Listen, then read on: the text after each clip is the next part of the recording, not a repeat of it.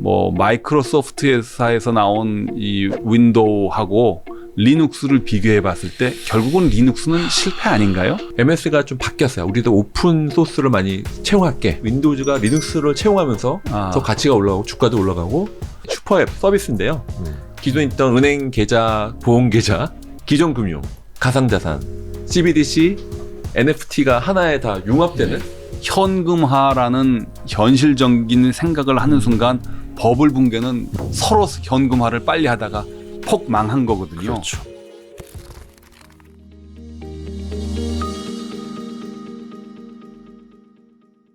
그 기재부가 내년부터 과세하려고 그러다가 1년 유예가 돼서 유예한다 2023년 1월 달부터 과세는 하는데 넓은 의미로는 이제 가상자산에 대한 그렇죠. 과세. 특근법. 예. 과세를 하는 근거가 특근법상 가상자산에 해당한다는 이야기인데 그 법을 만드는 데가 금융위원회잖아요. NFT는 예술품이라고 그러는데 예술품의 판정을 금융위원회가 한다는 게 말이 되느냐. 일단 논리적인 접근이 틀렸다. 물론 저는 비트코인도 아트라고 보는 사람이기 때문에 뭐 조금 과격한 쪽에 속할지는 모르지만 적어도 NFT는 유일무이성이 그것의 가치를 지켜주는 예술품인데 그걸 가상자산이라는 이름으로 과세를 하는 거는 굉장히 비논리적이고 굳이 과세를 하려면 문화체육관광부에서 따로 법을 만들어서 예술품에 과세를 한다고 해라. 그러면 동의를 하겠네. 저는 NFT 투자는 안 하지만 적어도 논리적으로는 이게 틀렸다 하는 이야기를 제가 계속 하고 있거든요. 네. 뭐 특정 부서에서 내가 이런 것 같아. 그래서 그걸로 세상을 지배하는 건 그거는 약간 횡포에 가까운 거죠. 그래서 가상자산이라고 해서 그냥 덜컹하는 거는 아닌 것 같다 하는 이렇게 되면 NFT 투자하는 사람한테 저를 좋아할까? 드는 생각이 또 과세는 해야 된다? 뭐 할 수밖에 없다? 예술품에 해당되는데요. 예. 우리나라 소득세법에 보면 기타 소득세. 기타 소득세로 매긴다는 건데 기타 소득도 이유가 있어야 되잖아요. 우리나라 여러 가지 예술품 중에서 동양화, 서양화, 판화, 꼴라주 이런 거 뭐 다 과세를 하는데요. 조각이 거기 빠집니다. 아, 그런가요? 세법을 만든 사람이 의도를 했는지 의도하지 않았는지 모르겠는데 조각은 미술품이지만 과세 대상 예술품이 아니라서 조각은 1억에 샀다가 10억에 팔아도 세금을 안 내요. NFT가 그거다. 그래요? 예술품인데 소득세법의 과세 대상에 해당되는 예술품이 아니기 때문에 금융위가 뭐라고 생각을 하더라도 저는 과세 대상이 아니라고 봅니다. 국회가 법을 다시 고치지 않는 이상. 그러니까 현재 기준으로? 현재 기준으로. 현재 기준으로는 이거는 예술품으로 봐야 된다. 그걸 그게 배가 아파서 뭐 하고 싶으면 문화체육관광부에서 나서시라 하는 게 그죠. 뭐 법을 바꾸면 되는 거니까. 거기다 조각도 넣을 수 있고. 그럼 로댕에 생각하는 사람 이것도 이제 사서 팔아도 양도세 안 내도 되는 거예요? 지금 안 냅니다. 조각 몰랐네요. 세금을 안 내요. 그래서 이거는 과세 대상이 안 되는 특수한 예술품이다. 이제 그렇게 생각하자는 게 제 생각이고요.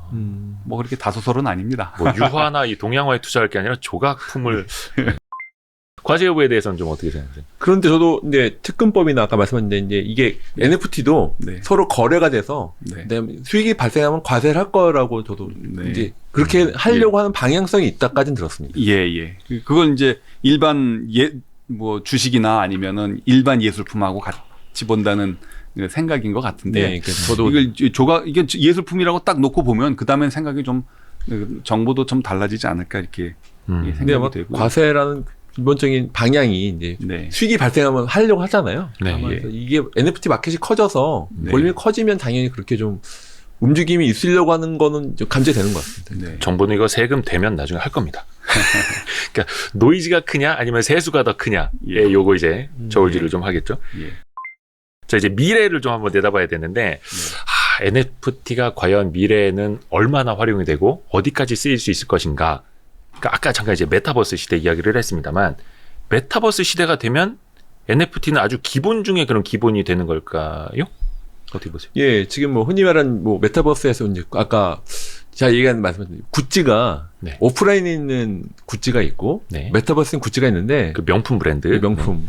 근데 재밌는 거는 이번에 MZ 세대죠. 그러니까 과열이 있긴 하죠. 그러다 보니까 굿즈 가격이 메타버스 가격이 높은 경우가 몇 번 생겼어요. 그러니까 사람들이 이해가 안 되죠. 이게 오프라인에서 굿즈보다 네. 메타버스 굿즈가 왜 높아? 라고 당연히 저도 의문이 드는데 그게 현실로 지금 나오고 있는 현실이거든요. 그런 것처럼 저는 향후에는 이제 이런 가상세가 현실의 연결 매개체가 NFT가 된다. 저도 그거는 뭐 생각을 하고 있습니다. 저는 조금 생각이 달라요. 이게 뭐 교수님하고 달리 이 책 세 권 읽고 내린 결론인데 우리가 NFT라고 얘기를 이 사람 저 사람이 하는데 사실 동음이의어를 갖고 서로 다른 생각을 하고 있다. 처음에 교수님이 얘기하신 레오나르도 다빈치 같은 유일무이한 내재 가치가 있는 이런 예술품으로서 NFT는 뭐 가격이 계속 올라갈 것 같은데 또 하나의 우리가 NFT라고 말하는 것은 이 프로토콜 저 프로토콜에서 그 서로 넘나들 수 있는 게임의 아이템 같은 그런 거지 않습니까? 그런 것들은 그 감상하고 소유하고 감상하는 그런 데서 즐거움이 나온다기보다는 어디 그 게임 속에 가상 속에 들어가서 상대방하고 뭐 게임하고 할 때 쓰는 거라서 그거는 예술품은 아니고 이거는 상품이잖아요. 그래서 우리가 NFT라고 이야기를 하는데 어떤 때는 예술품의 뜻으로 얘기를 하고 어떤 때는 상품의 뜻으로 얘기를 하는데 어떤 게 이길지는 모르겠지만 우리가 아무튼 현재 쓰고 있는 NFT는 동음이의어가 섞여 있어서 그 두 개의 그 둘은 서로 다른 길을 가게 될 것이다. 저는 누가 이기고 질지고 뭐 이건 모르겠는데 그렇게 가지 않을까 이렇게 생각을 합니다. 그래서 저도 약간 넓은 의미의 NFT, 그러니까 좀 NFT 처음에 말씀드렸잖아요. 근데 저는 근데 저는 이제 약간 그런 관점에서 두 가지 관점이 있는데 아까 미래를 말씀하신 거니까 이제 아까 NFT가 확장한다 말씀드렸잖아요. NFT 현재는 약간 이제 블록체인 월드만 있었는데 현실 세계 실세계가 확장되고 있는 매개체로는 분명히 될 것이다. 물론 아까 말씀하신 시장은 이제 디지털 아트나 이제 실물 정확하게 연결되어 있는 가치가 있는 것들이 있지만 좀 지나면 디지털이나 현실 세계 약간 연결고리들은 확실히 좀 늘어날 것 같긴 해요. 그래서 저는 그런 관점에서 미래 관점을 말씀하셨기 때문에 교수님이 지금 확장이란 말씀을 하시니까 또 생각이 나는데 그 생각을 해봤어요. 인간이 새처럼 날고 싶다고 해서 1903년인가 라이트 형제가 비행기를 만들었는데 지금 펼쳐지는 세계는 비행기도 있고 헬기도 있고 드론도 있고 로켓도 있고 미사일도 있고 인공위성도 있고 막 다 있잖아요. 그걸 뭐 다 뭉뚱그려 가지고 글쎄요 뭐 발사체 또는 날 것 뭐 플라잉 오브젝트 뭐 이렇게 부를 수 있을지는 모르지만 우리는 분명히 헬기와 비행기와 비행선과 인공위성은 다 다르다고 생각하지 않습니까? NFT가 앞으로 그렇게 될 것이다. NFT 블록체인 기반으로 해서 뭐가 하나 나왔는데 이게 일단 비트코인하고 NFT로 갈라졌잖아요. 이 NFT라는 것도 나중에 또 쪼개지고 또 깨지고 또 쪼개지고 할 거기 때문에 그런 좀 끝없이 끝없이 우리가 지금 어쩌면 장님이 코끼리 만지고 있듯이 지금 서로 다른 부분을 만지면서 이런저런 소리를 하고 있는 것 같다. 그래서 누구도 예단할 수 없는 뭐 그렇게 되지 않을까 그런 생각을 해봅니다. 디지털 시대니까 또 어디까지 확장할지 알 수도 없고. 그렇죠. 근데 약간 저는 그런 의문도 들어요. 그러니까 우리가 아까도 계속 이제 커뮤니티 이야기를 했는데 지금 이제 NFT를 사는 사람들이 일부분은 인싸가 되기 위해서 인싸로 인정을 받기 위해서 산다라는 것도 있더라고요. 뭐 물론 나중에 어떤 특정 메타버스가 생겼을 때 거기에다 내가 장식을 해놓을 수도 있고 자랑을 할 수도 있고 하는데 예전에 싸이월드라는 게 엄청나게 유행이었고 최근에 다시 뭐 복원이 된다고는 하는데 근데 싸이월드에서 많은 사람들이 미니미 그다음에 BGM, 스킨 이런 걸 돈 주고 샀단 말이죠. 도토리를 주고. 근데 싸이월드가 이제 유행이 끝나고 사라지니까 그때 내가 1,000원을 주고 샀던 뭐 BGM, 스킨, 미니미를 사용할 수가 없는 거예요. 기억도 못하고 더 이상은 교환 가치도 없고 자랑할 수도 없고 혹여나 나중에 어떤 메타버스 세계가 있을 때 이게 또 유행이 지고 이 커뮤니티가 존재하지 않으면 내가 몇백만 원을 들여서 산 NFT가 과연 존재로서 의미가 있을까? 가치가 있을까? 이런 좀 의문도 갖고 있거든요. 또 좋은 재밌는 질문이신데 제가 이제 몇 번 이제 비전적인 부분 말씀하실 때 좀 저는 데이터 주권 그러니까 슈퍼 앱 서비스 시대가 될 거를 말씀을 드리고 있어요. 그러니까 그게 어떤 시대냐면 하나의 앱 안에 슈퍼 앱 서비스인데요. 기존에 있던 은행 계좌, 보험 계좌, 기존 금융, 플러스 가상자산, CBDC, NFT가 하나에 다 융합되는 그런 시대가 저는 저는 약간 미래 관점에서는 예. 보고 있으면 넘어야 될 산이 많긴 합니다만, 그래서 아까 말씀하셨던 그런 메타버스가 아까 탈중화처럼 될 거예요. 네. 그래서 내가 이쪽이 이게 망했어더라도 이쪽 NFT나 메타버스로 이동할 수 있는. 그러니까 쉽게 말하면은 처음에 이건 잘 안 알려진 얘기인데, 처음에 비탈이 아시잖아요. 이더리움을 만든. 이더리움 만든 사람. 그 사람이 왜 이더리움 만든 게 두 가지 이유가 있었어요. 하나는 아버지가 추천했다고 합니다. 아버지가 너 좀 있으면 비트코인이 되니까 비트코인 공부해봐. 저희는 그런 아버지가 없어서 안타깝긴 한데. 그리고 두 번째 이유는 비탈릭이 원래 게임을 잘할 때요. 예. 게임을 잘했는데 게임 아이템을 자기가 아까 많이 해놨는데 그 게임 회사가 망했는데 망해서 못 판다. 못 팔았어요. 아하. 내가 이렇게 열심히 했는데 내가 왜 못 팔지? 라고 한 그래서 약간 탈중화에 대한 그때 생각했던 두 가지 이유라고 합니다. 하나는 아버지, 하나는 탈중화에 대한 그런 게임 매니에서. 예. 근데 그런 이제 블록체인 기술을 통해서 데이터 주권이 나한테 마이 데이터 한 것처럼, 네. 그래서 내가 쓰고 있는 아이템이나 열심히 했던 액티비티에 대한 결과물들이 예. 기술적으로는 나중에 그 회사가 망했어요. 망해도 이렇게 이동할 수 있도록. 그렇게 시대가, 그게 이제 아까 예. 크로스 체인, 크로스 메타버스라는 시대가 저도 이렇게 바라보고 있습니다. 기술적으로는 가능할 수 있다. 물론 이제 넘어야 될 법적인 체계, 제도가 있긴 합니다만, 기술적인 관점에서는 그런 거는 가능할 수 있다. 좀 바라보고. 토큰이 있고 메타데이터가 있으니 어떤 그 메타버스 플랫폼 하나가 망하더라도 난 이걸 가지고 다른 땡땡 월드로 또 갈 수 있고 땡땡땡 월드로 갈 수 있고 이런 식으로. 현재는 약간 중앙화된 메타버스죠, 현재는. 네. 뭐, 제페토, 뭐, 로블록스, 이제는. 네. 말씀하신, 망하면 없어져요. 네. 없어지면 맞는데, 마이 데이터처럼 약간 데이터 주권이 나한테 있잖아요. 그런 네. 것처럼, 이런 NFT에 대한 향후 비전은 그런 네. 것들이 약간 자기가 주권을 행사할 수 있도록. 마치 예. 마이 데이터처럼. 그래서 나는, 이거는, 나 NFT 팔 거야 그러면 뭐 NFT를 뭐 마이 데이터처럼, 네. 뭐 나는 현금으로 받을지, 네. 비트코인으로 받을지, 그런 마켓플레이스처럼. 네. 뭐 좀 미래 관점에서 아까 미래 말씀하시길래 그래서 지금 말씀하신 도중에 제가 여태까지 잘못 알고 있었나 하고 확 질문이 드는 게요. NFT는 전부 다 탈중앙화 된 거 아닌가요?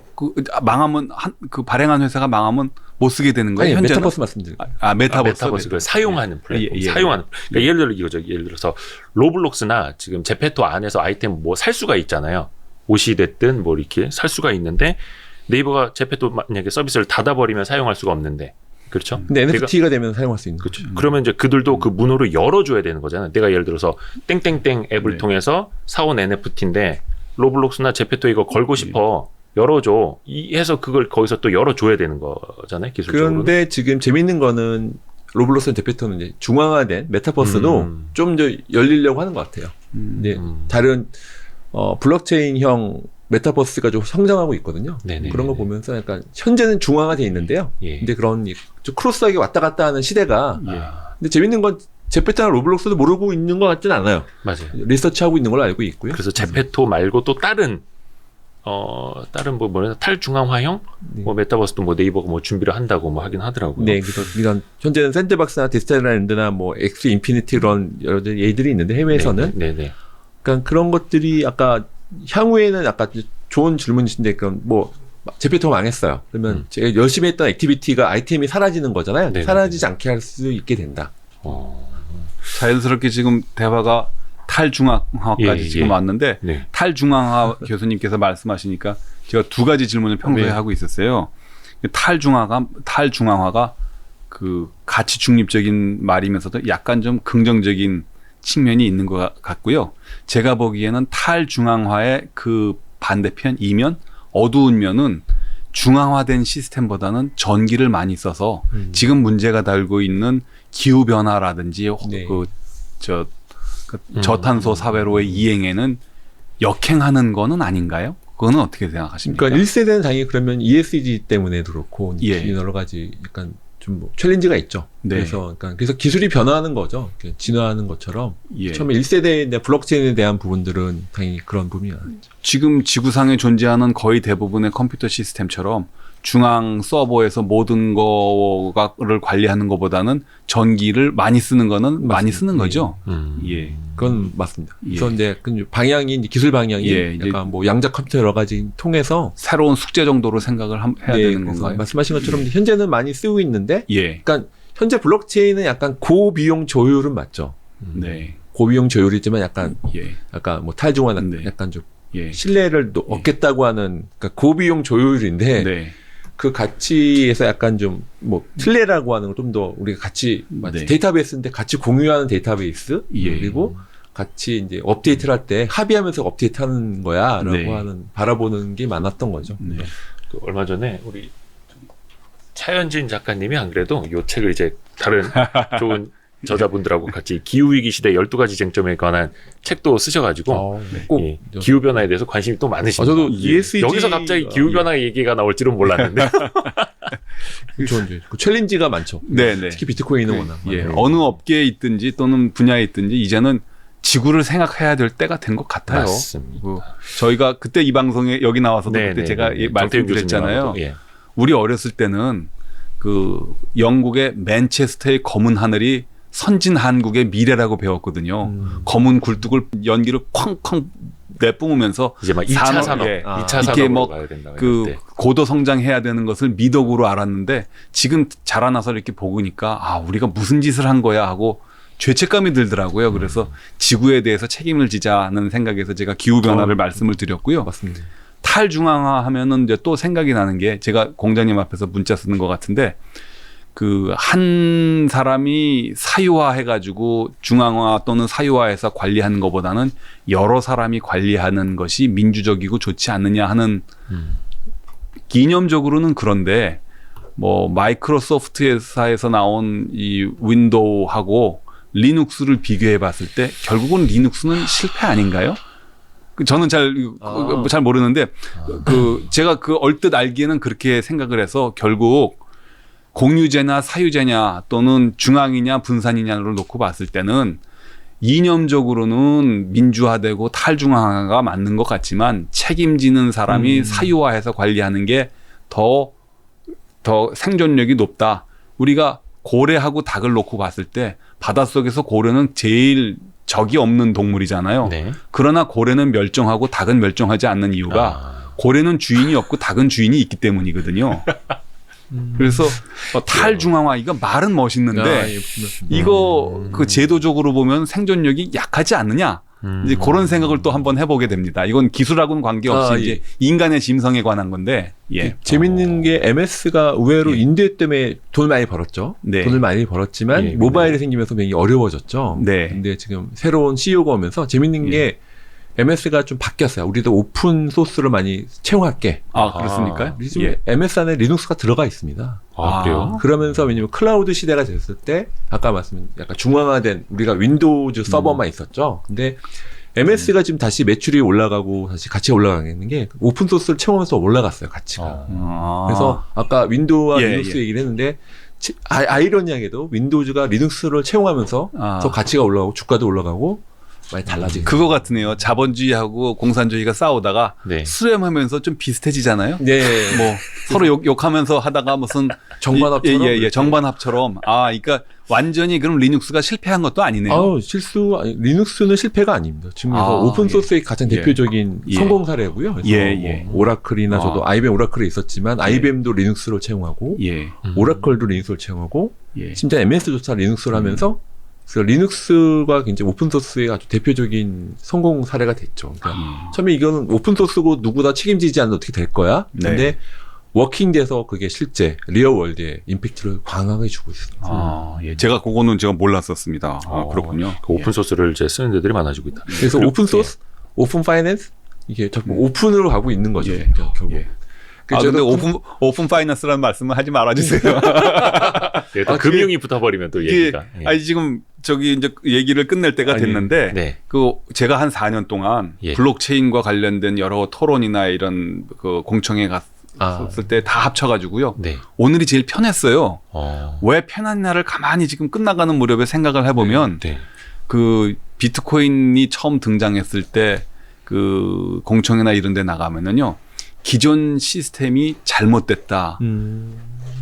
타파돼야 될 대상이다 해서 공격을 받는 제가 타겟이 돼서 방어하기 바빠가지고 좀 제가 불편했는데 오늘은 우리 그 메타버스라는 새로운 세계, 무한한 가능성을 두고 얘기를 하면서 기존 어떤 시스템을 타도의 대상으로 삼지 않았지 않습니까? 그러니까 저는 이런 얘기 분위기가 좋거든요. 이제 이런 거면 좋은데 처음에 등장했을 때 비트코인은 이거는 아니야. 우리가 왜 중앙은행에 법정 화폐를 써야 돼 하고 막 이런 얘기를 하니까 이거는 뭐 기술하는 사람이 무슨 뭐 타도 민주주의를 내세우고 무슨 정부를 무정부 상태로 가자는 거야. 뭐야 이제 약간 사이버펑크전을 많죠. 예.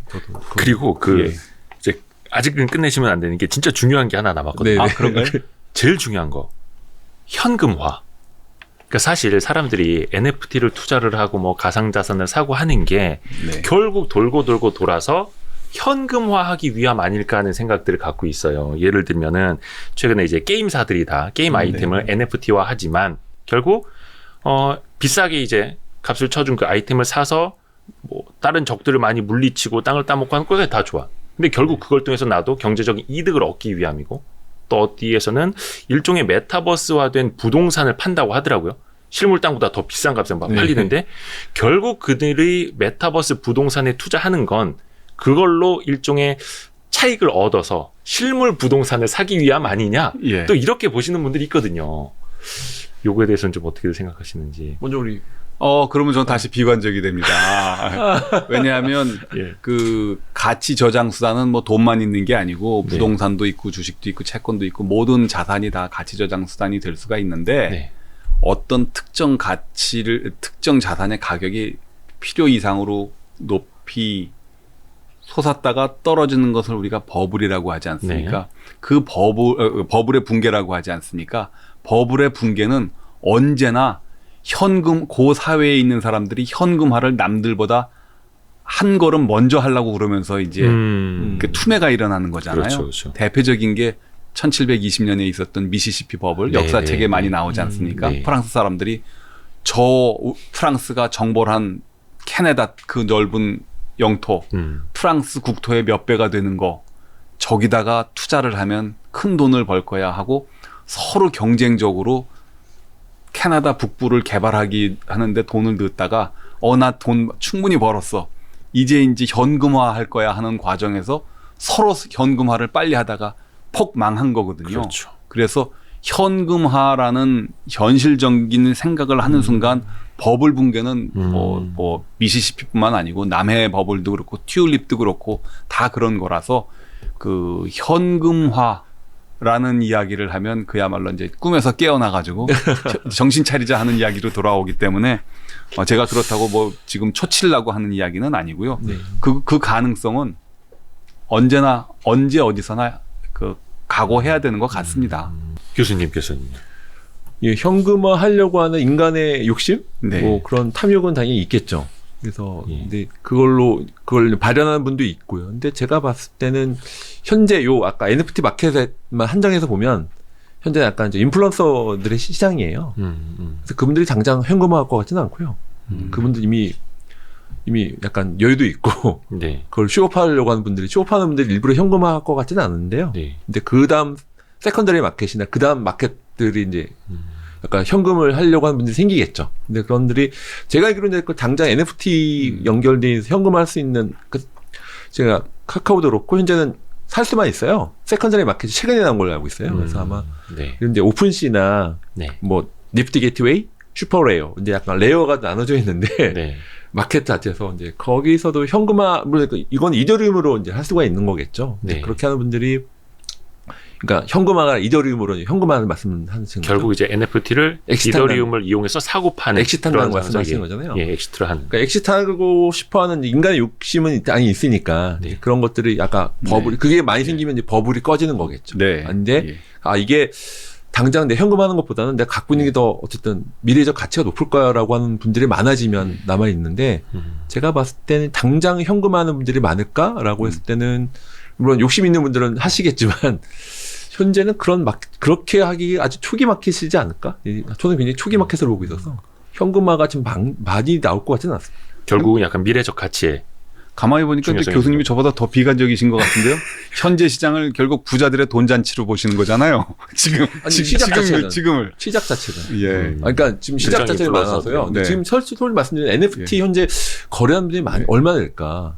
주위에서 보시면 저는 뭐 티스트 갖고 있는데 두 분은 안 갖고 계신 것 같고 네. 제가 가서 물어봐요. 혹시 NFT 오픈시로 해보신 분 손들어 보세요. 그러면 비율이 10%도 안 돼요. 그러니까 아직은 이제 초창기 마켓입니다. 많이 거래를 해보지는 않으시고 있죠. 기존에 암호자산 거래해본 사람들 중에서는 그래도 한 30-40%는 넘지 않을까요? 그러니까 제가 일반인한테는 한 10%밖에 안 되신 것 같고 근데 지금 이미 크립토 자산을 막 갖고 있었던 분들은 많으시죠. 그럼 비율. 절반이 그 중에서는 절반 넘습니까?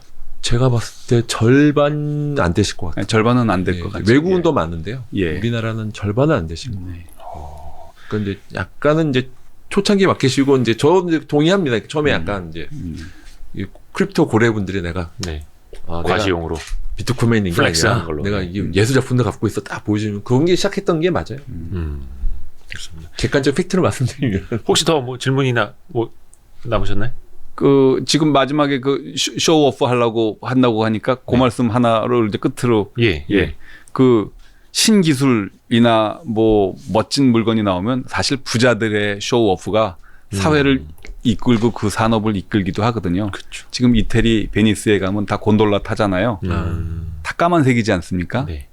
까만색인 이유가 곤돌라라는 것이 나와 보니까 이게 너무 멋있고 돈 자랑하기가 좋아가지고 곤돌라 앞에다가 금, 은, 보화를 다 붙여가지고 온갖 부를 거기다 붙이고 돈 자랑을 해서 참다 못해서 정부가 모든 곤돌라는 까만색을 칠해라 해가지고 지금까지 까만색이거든요. 곤돌라가 처음 나왔을 때 그건 돈 자랑하는 수단이었고요. 그 다음에 지금 뉴욕에 가면 제일 큰 공원이 뭐죠? 센트럴 파크. 센트럴 파크잖아요. 센트럴 파크가 그렇게 큰 이유가 뉴욕에 사는 모든 부자들이 자기가 타고 다니는 마차, 누구는 말 2마리, 누구는 말 3마리, 그 말들을 산책시키는 데였었어요. 그래서 거기가 이렇게 넓은 데가 필요했던 거거든요. 돈 자랑하려고. 그래서 센트럴 파크도 돈 자랑하던 우리는 돈 자랑이고 돈지 뭐라고 하지 않습니까? 그렇죠?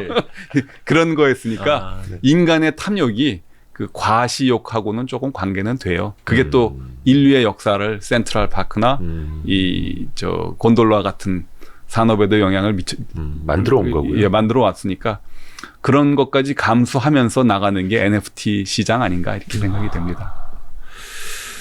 오늘 대체 불가능한 토론 처음으로 저희가 한번 시도를 해봤는데 괜히 저 중간에서 같이 똑똑해진 느낌이어가지고 너무 감사합니다. 많이 배웠습니다. 진짜 덕분에 많이 배웠습니다. 좀 즐거운 시간이었습니다. 즐거운 시간이었습니다. 그래서 이제 우리가 NFT라는 걸 들어보기 시작한 지는 불과 얼마 안 됐지만 앞으로 써보기 시작하는 거는 이제 굉장히 이제 많은 시간 계속될 것 같다는 생각도 해가지고 또 중간중간 또 시대가 어떻게 변할지 모릅니다.